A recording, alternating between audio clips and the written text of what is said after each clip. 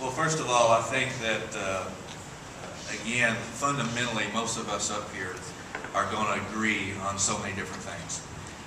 There's going to be occasion where we disagree on things. And I think there's a big difference between stating our differences than there is of having a slugfest and tearing somebody else down to make you look better. I refuse to do that. That gives politics a bad name. We need to rise above that, and we need to be people who can run on our own record, on our own accord, instead of slamming everybody else trying to make them look bad. I'm not going to take part in that. Instead of looking at the past, we need to look at the future. When we go to the polls on May 18th, and all of us are going to be voting too, we need to make a decision between these folks up here, or who is going to be effective.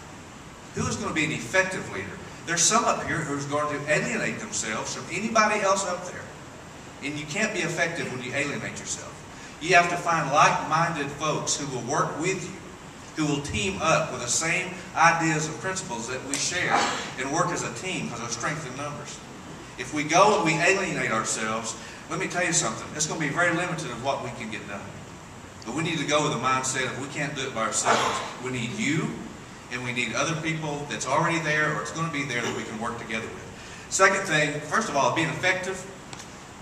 I don't know how anyone can be an effective leader of the people of 3rd District if you haven't lived and worked and raised a family in a 3rd District.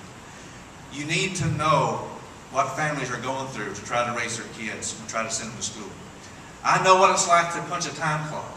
I know what it's like to work on the corporate floor with Tyson Foods and here in Springdale and also with FedEx Freight. I also know what it's like to serve a community as a county judge and be accountable to those folks, which is something that we are missing so badly in the federal level. There is no accountability anymore. And I want to go and change that.